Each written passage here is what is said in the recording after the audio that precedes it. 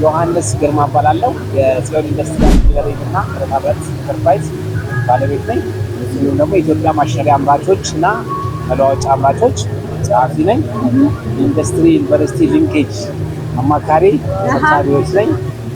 እንደሚታወቀው የሽንኩርት መልቲ ፐርፐዝ ነች። ብዙ ሰው የሚያውቃት ነች።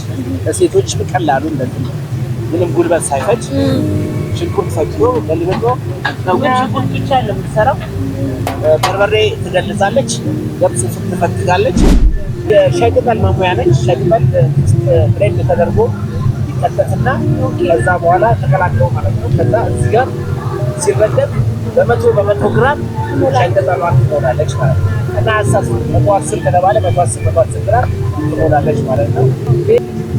ዳቦ መጋገሪያዎች ናቸው። ካለው ኮንቲኔንት በማይለኝ ሁኔታ ነው የተሰራ ያለው። ከስር ያኮፍሳል ያደርጋል። ዳቦ ጋግራል። ማውቂያችን ከውጭ ይበልጣል የምናገርበት ምክንያቱም ጥንካሬው አይሰበርም። ጥሩ ስቲል ነው። ፕላስ ሜንቴናንስ አለን።